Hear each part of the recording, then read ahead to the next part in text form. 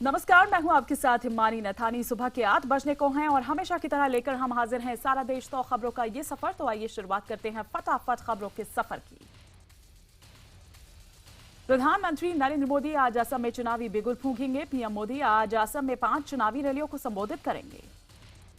PM Modi की पहली rally सुबह 10:30 बजे तिनसुकिया में होगी। इसके बाद वो माजुली, बिहपुरिया, बोकाघाट और जोरहाट में रैली करेंगे।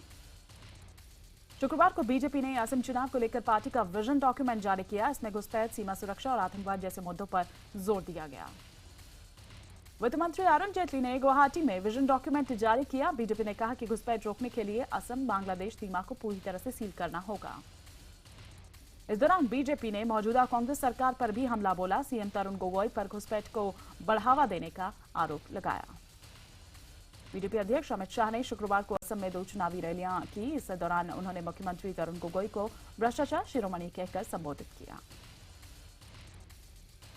इधर कांग्रेस ने भी असम में बीजेपी के खिलाफ मोर्चा खोल दिया है। कांग्रेस ने बीजेपी के मुख्यमंत्री पद के उम्मीदवार सर्बानंद सोनोवाल के खिलाफ पोस्टर वॉर छेड़ दी है। कांग्रेस ने कुछ पोस्टर्स लगाए हैं जिसमें सोनोवाल को संसद में वित्त मंत्री अरुण जेटली का आशीर्वाद लेते हुए दिखाया गया है। क्रिकेटर एस श्रीसंत बीजेपी में शामिल हो गए हैं। पार्टी ने उन्हें केरल की तिरुवनंतपुरम सीट से उम्मीदवार बनाया है। इस मौके पर श्रीसंत ने कहा कि उन्हें कोर्ट से क्लीन चिट मिल चुकी है और वो अब नई जिंदगी की शुरुआत कर रहे हैं। बीजेपी में शामिल होने के बाद श्रीसंत ने कहा कि जिन राज्यों में बीजेपी की सरकार है उन राज्यों की हालत अच्छी है। इस बीच बीजेपी ने केरल की 51 सीटों के लिए उम्मीदवारों के नामों का ऐलान कर दिया है। पार्टी के मुताबिक उसके उम्मीदवारों में समाज के हर तबके के लोग शामिल हैं। इस बीच चुनाव आयोग ने प्रधानमंत्री नरेंद्र मोदी के रेडियो कार्यक्रम मन की बात को प्रसारित करने के लिए हरी झंडी दे दी है। चुनाव आयोग ने निर्देश दिया है कि इस कार्यक्रम के दौरान चुनाव आचार संहिता का उल्लंघन नहीं होना चाहिए। 5 राज्यों में चुनाव की अधिसूचना जारी होने के बाद मन की बात प्रसारित करने के लिए चुनाव आयोग की मंजूरी जरूरी थी। जम्मू कश्मीर में नई सरकार के गठन का खाका तैयार हो चुका है। आज पीडीपी और बीजेपी के नेता राज्यपाल से मुलाकात कर उन्हें अपना समर्थन पत्र सौंपेंगे। जानकारी के मुताबिक ये मुलाकात दोपहर 3:30 बजे होगी। इसके बाद राज्यपाल सबकी सहमति से शपथ ग्रहण की तारीख तय करेंगे। एक बार फिर बीजेपी के निर्मल सिंह राज्य के उप मुख्यमंत्री बनेंगे। शुक्रवार को हुई बैठक में उन्हें बीजेपी विधायक दल का नेता चुन लिया गया। हालांकि सूत्रों का कहना है कि अभी भी कुछ अहम मंत्रालयों को लेकर दोनों पार्टियों के बीच एक पेच फंसा हुआ है। बीजेपी इस बार कैबिनेट में 2 और जगह चाहती है।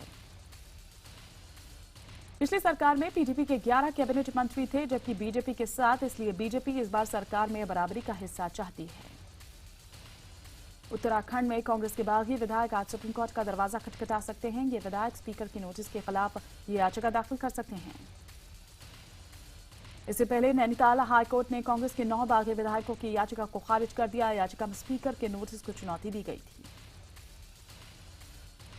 स्पीकर ने सभी बागी विधायकों को कारण बताओ नोटिस देकर पूछा था कि क्यों न दल बदल कानून के तहत उनकी सदस्यता रद्द कर दी जाए। उधर राज्य के मुख्यमंत्री हरीश रावत ने दावा किया है कि 28 तारीख को वो बहुमत साबित कर देंगे। उन्होंने बीजेपी पर जनता को गुमराह करने का भी आरोप लगाया। इस बीच उत्तराखंड बीजेपी के विधायकों ने शुक्रवार को पुष्कर के ब्रह्मा मंदिर में पूजा की और राज्य में बीजेपी की सरकार बनवाने की मन्नत भी मांगी। विनायक दामोदर की देशभक्ति पर कांग्रेस के सवाल उठाने पर सियासी घमासान मच गया है। बीजेपी और सावरकर के परिजनों ने इसकी सख्त आलोचना की। कांग्रेस ने 23 मार्च को ट्वीट कर सावरकर को गद्दार बताया था। अपने दावे के समर्थन में कांग्रेस ने सावरकर का कथित माफीनामा भी जारी किया जो उन्होंने अंग्रेजों को लिखा था। वहीं आम आदमी पार्टी ने कांग्रेस के सुर में सुर मिलाते हुए इधर आशुतोष का यह कहना है कि सावरकर जेल से निकलकर आजादी की लड़ाई का हिस्सा बनने के लिए तैयार नहीं थे। जवाब में बीजेपी ने अपने ट्विटर हैंडल से ट्वीट किया है कि सावरकर वीर देशभक्त थे जिन्हें भारत को प्यार करने के जुर्म में जेल भेज दिया गया था। सावरकर के पोते रंजीत सावरकर ने यह कहा है कि कांग्रेस ने पूरे देश का अपमान किया और वो उसके खिलाफ मुकदमा दायर करेंगे। एमआईएम नेता असदुद्दीन ओवैसी ने हैदराबाद यूनिवर्सिटी के छात्रों से जेल में मुलाकात की। 27 छात्रों को वीसी का विरोध करने, हंगामा और तोड़फोड़ करने के आरोप में गिरफ्तार किया गया है। मुलाकात के बाद ओवैसी ने वीसी अप्पा राव को हटाने और छात्रों को तुरंत रिहा करने की मांग की। पुणे के फर्ग्यूसन कॉलेज में देश विरोधी नारेबाजी के मामले में पुलिस ने छात्रों को क्लीन चिट दे दी है। जांच रिपोर्ट में कहा गया है कि कॉलेज में देश विरोधी नारे नहीं लगे थे।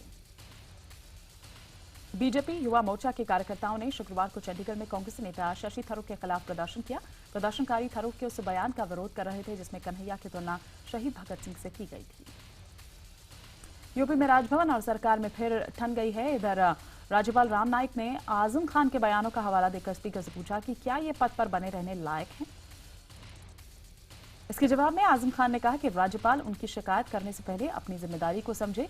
वहीं शिवपाल यादव ने यह कहा कि मंत्रिमंडल में कौन हो या ना हो, इसका अधिकार मुख्यमंत्री के पास है। समाजवादी पार्टी ने अगले साल होने वाले विधानसभा चुनावों के लिए 143 उम्मीदवारों की पहली लिस्ट जारी कर दी गई है। ये वो सीट्स हैं जिन पर समाजवादी पार्टी 2012 के चुनाव हार गई थी। समाजवादी पार्टी की पहली लिस्ट में सबसे ज्यादा 29 मुस्लिम चेहरे हैं। साथ ही 18 यादव, 12 ठाकुर, 9 ब्राह्मणों को भी टिकट दिया गया है। बीजेपी के पूर्व सांसद लालमुनि चौबे का शुक्रवार को निधन हो गया। 73 साल के चौबे लंबे समय से बीमार थे और दिल्ली के एम्स में भर्ती थे। उनके निधन पर पीएम मोदी ने शोक जताया है। उन्होंने ट्विटर पर लिखा है कि लालमुनि चौबे के निधन से दुखी हूं। उन्होंने पार्टी और बिहार की जनता की बहुत सेवा की थी। लालमुनि चौबे बिहार के बक्सर से 4 बार सांसद रह चुके थे। तो 2014 में उनका टिकट काटकर अश्विनी चौबे को दे दिया गया था।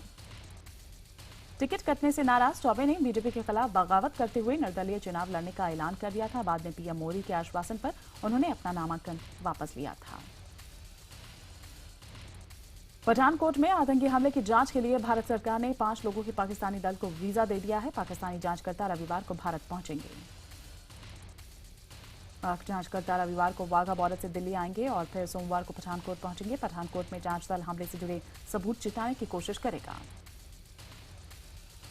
आतंकी संगठन आईसिस ने अब ब्रिटेन के हिथ्रो एयरपोर्ट और प्रधानमंत्री आवास पर हमले की धमकी दी है। आईसिस ने एक वीडियो जारी कर ब्रसेल्स हमले का जश्न भी मनाया। खुफिया सूत्रों के मुताबिक आईएस के आतंकी मुंबई और दिल्ली पर हमला कर सकते हैं। नाइजीरिया में ट्रेनिंग लेकर आए 7 आतंकी भारत में हमले की फिराक में हैं।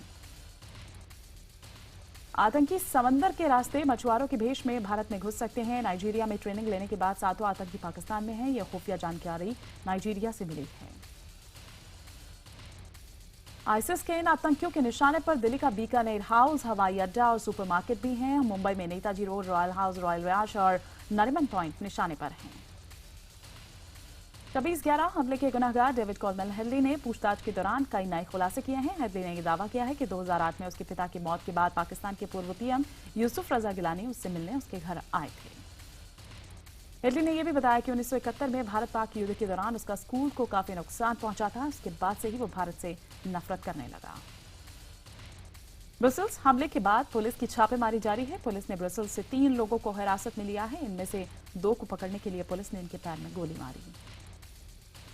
इनमें से एक शख्स एक संदिग्ध बैग लेकर जा रहा था और उसके साथ एक छोटी लड़की भी थी। पुलिस ने इन्हें रोकने के लिए इनके पैर में गोली मारी। ब्रसेल्स हमले के बाद पुलिस छापेमारी का एक वीडियो सामने आया है। शेरबेक इलाके में बॉम्ब डिस्पोजल रोबोट के जरिए एक शख्स के पास पड़े बैग को निकालने की कोशिश की जा रही है। यह वही इलाका है जहां पुलिस को कुछ दिन पहले ब्रसेल्स हमले में इस्तेमाल किए गए बॉम्ब बरामद हुए थे। हमले में 34 लोगों की मौत हो गई थी। ब्रसेल्स हमले के बाद से लापता भारतीय राघवेंद्र गणेश के बारे में अब तक कोई जानकारी नहीं मिल पाई है। उनका परिवार उनकी तलाश में बेल्जियम रवाना हो चुका है। विदेश मंत्रालय भी राघवेंद्र को खोजने में लगा हुआ है। वहीं हमले में घायल हुए 2 और भारतीय फिलहाल अस्पताल में भर्ती हैं। सियाचिन में एक बार फिर बर्फीले तूफान में भारतीय सेना के 2 जवान फंस गए। सेना ने इसमें से एक जवान को बचा लिया जबकि दूसरा जवान शहीद हो गया। नासिक के त्र्यंबकेश्वर मंदिर में दर्शन करने पहुंची भूमाता ब्रिगेड के अध्यक्षा तृप्ति देसाई का लोगों ने विरोध किया। इस दौरान कुछ महिलाओं ने उन्हें घेर लिया और नारेबाजी भी की। होली के मौके पर राजस्थान के दौसा के मेहंदीपुर बालाजी मंदिर में जमकर हंगामा हुआ। मंदिर परिसर में मौजूद पुलिसकर्मियों ने कुछ महिलाओं के साथ बदसलूकी की। बदसलूकी का विरोध करने पर महिलाओं के साथ मौजूद लोगों के पुलिसकर्मियों ने जमकर पिटाई कर दी। गुजरात के सूरत में होली पर मचे बवाल का सीसीटीवी फुटेज सामने आया है। बच्चों के बीच रंग डालने को लेकर हुआ विवाद अब बढ़ गया, जिसके बाद खूब लाठी डंडे चले।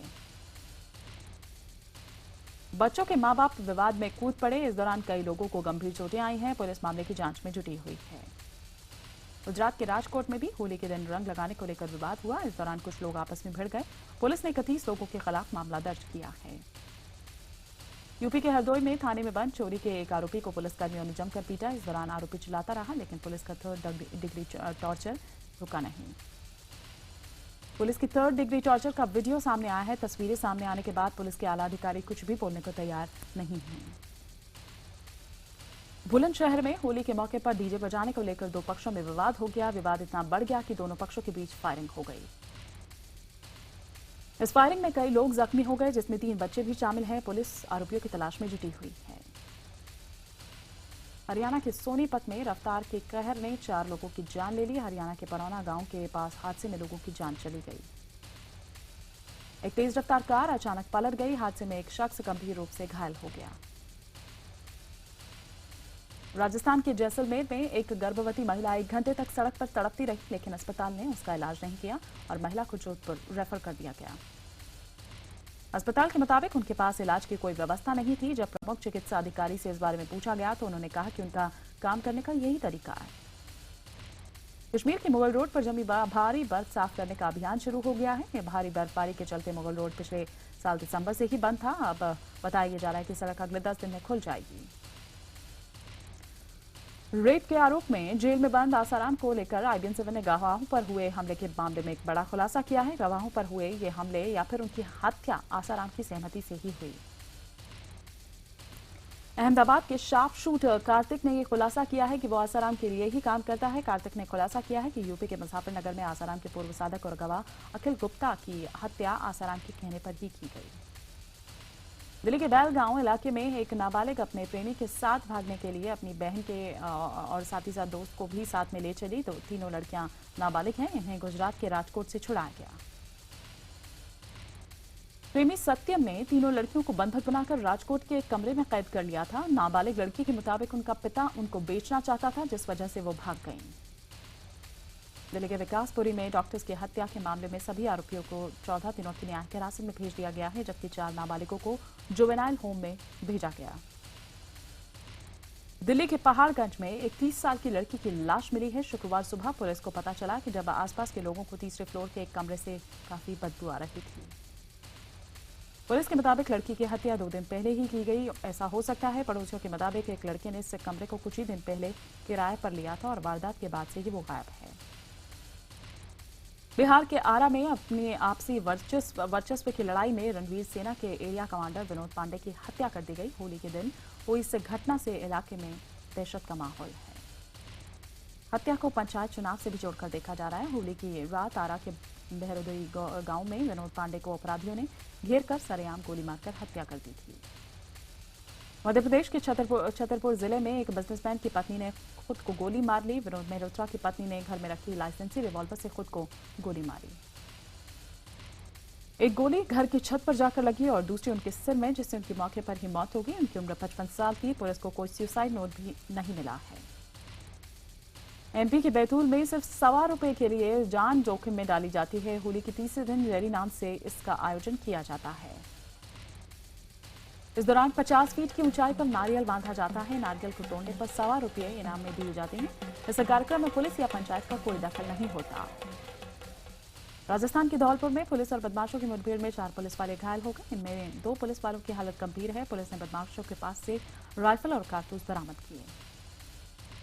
यूपी के मेरठ में शराब के नशे में धुत एक पुलिस सिपाही ने एक नेता की कार में टक्कर मार दी। गाड़ी से टक्कर मारने के बाद शराबी सिपाही ने जमकर हंगामा भी किया।